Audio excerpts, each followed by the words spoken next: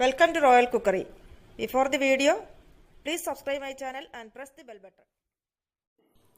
ഇന്ന് നമ്മൾക്ക് കുട്ടികൾക്ക് മുതിർന്നവർക്ക് ഒരുപോലെ ഇഷ്ടപ്പെടുന്ന വളരെ സോഫ്റ്റ് ആയതും ടേസ്റ്റി ആയതുമായിട്ടുള്ള വട്ടയപ്പം എങ്ങനെ ഉണ്ടാക്കാമെന്ന് നോക്കാം.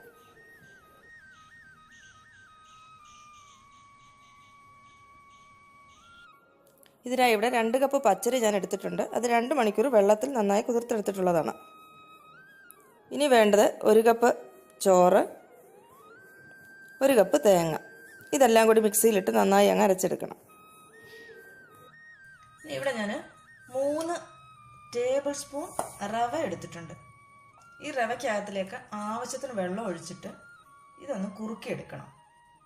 ആവശ്യത്തിന് വെള്ളം ഒഴിച്ച് സ്റ്റൗവിൽ വെച്ചൊന്ന് കുറുക്കിയെടുക്കാം.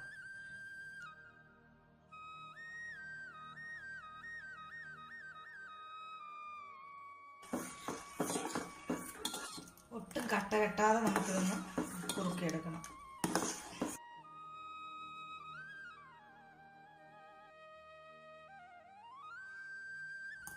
അങ്ങനെ റവ ആവശ്യത്തിന് വെന്ത് കുറുകിയിട്ടുണ്ട്. ഈ സ്റ്റവ് ഒന്ന് ഓഫ് ചെയ്ത് ഇനി നമുക്ക് ഈ അരി കുറേശ്ശെ മിക്സിയുടെ ജാറിലേക്ക് ഇട്ടിട്ടൊന്ന് അരച്ചെടുക്കാം.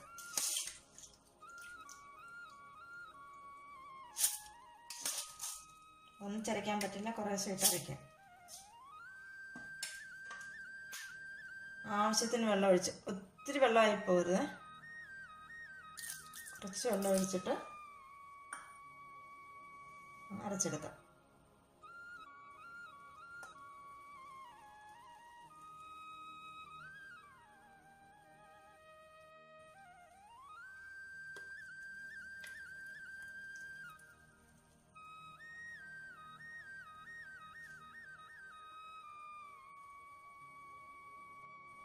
അങ്ങനെ ലാസ്റ്റിൽ ഞാൻ അരയ്ക്കുമ്പോൾ അതിലേക്ക് ഞാൻ 1 ടീസ്പൂൺ ഈസ്റ്റും കൂടി ചേർത്തങ്ങ് അരയ്ക്കുകയാണ്.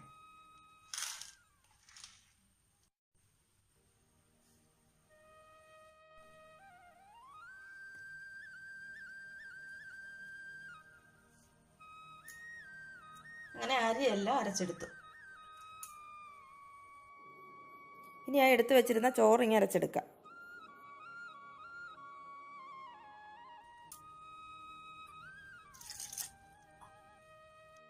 ഇനിയുള്ളത് തേങ്ങയാണ്.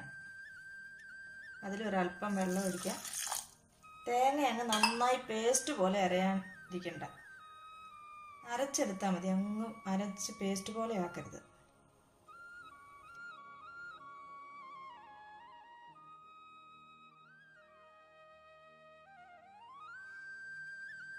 അങ്ങനെ നമ്മൾ അരി, ചോറ്, തേങ്ങ എല്ലാം അരച്ചെടുത്തിട്ടുണ്ട്.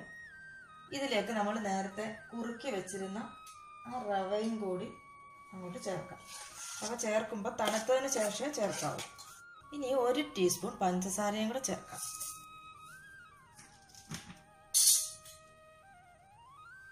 ഒന്ന് മിക്സ് ചെയ്തേക്കാം. ഇതെല്ലാം കൂടി നന്നായി അങ്ങ് മിക്സ് ചെയ്യാം.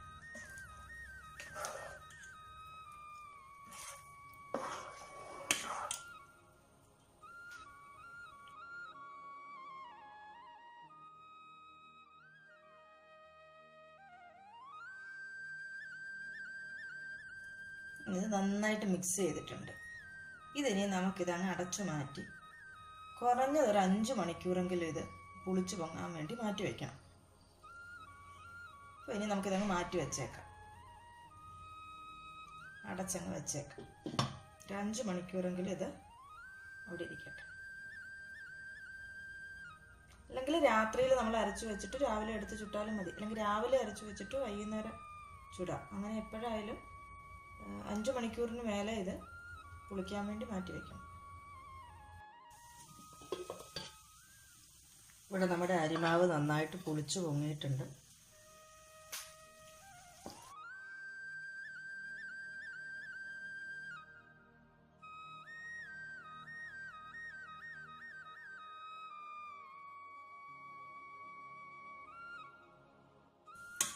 ഇനി ഇതിലേക്ക് 1/2 ടീസ്പൂൺ ഉപ്പ്,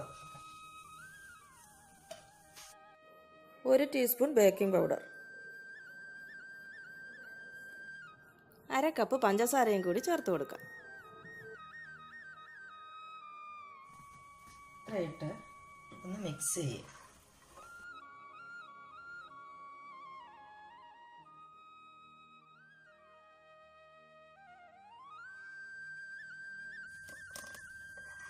അപ്പോൾ അരിമാവ് ഒത്തിരി അങ്ങ് കട്ടിയായിട്ടിരിക്കരുത്, എന്നാൽ വെള്ളമാവുകയും ചെയ്യരുത്.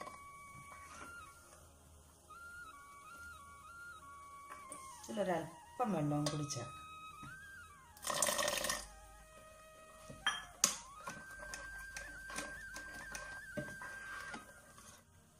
ഇതൊരു 10 മിനിറ്റ് നമുക്കൊന്ന് മാറ്റി വയ്ക്കാം.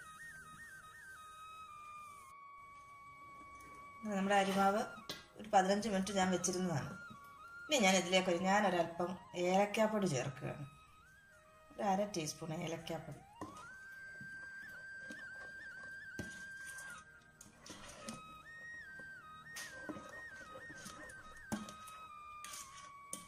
നന്നായിട്ടൊന്ന് മിക്സ് ചെയ്തെടുക്കാം. ഇതിലൊക്കെ 2-3 ഏലക്ക ചതച്ചിട്ടാലും മതി. ഇനി ഇതിലേക്ക് അല്പം കിസ്മിസും അണ്ടിപ്പരിപ്പും ഒക്കെ നമുക്ക് ചുട്ടെടുക്കുമ്പോൾ മുകളിൽ വിതറി കൊടുക്കാം. അത്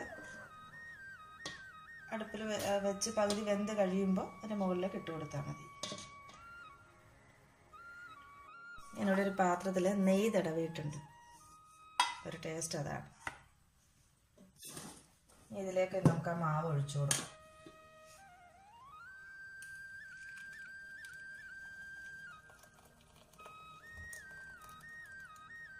അരപ്പാത്രം നെയ്യ് ഒഴിച്ചാൽ മതി, പകുതി ഒഴിച്ചാൽ മതി, നിറച്ചങ്ങ് ഒഴിച്ചേക്കരുത്.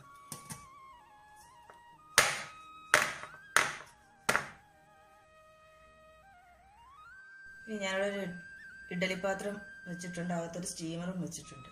ഇതിലേക്ക് നമുക്ക് നമ്മുടെ കോരി ഒഴിച്ചിരിക്കുന്ന മാവ് താഴ്ത്തി വെച്ച് അടച്ച് വെക്കാം. ഞാനിങ്ങനെ 2 കുഞ്ഞു പാത്രത്തിലും കൂടി ഉണ്ടാക്കുക.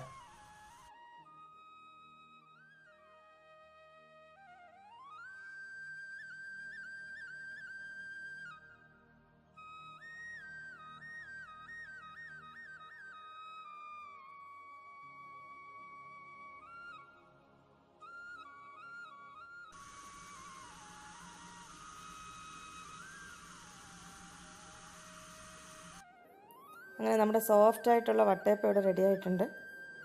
ഇതിപ്പോൾ നമ്മുടെ വീട്ടിലെ ഗസ്റ്റുകളൊക്കെ വരുമ്പോഴോ എന്തെങ്കിലും ഫംഗ്ഷനോ ഒക്കെ ഉണ്ടെങ്കിൽ ഉണ്ടാക്കാൻ പറ്റിയ ഒരു നല്ല പലഹാരമാണ്. എല്ലാവർക്കും ഇഷ്ടപ്പെടുന്ന ഒരു പലഹാരമാണ്.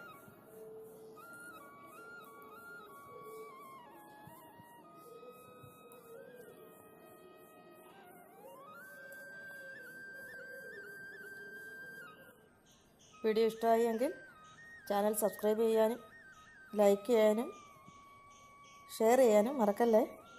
Thank you.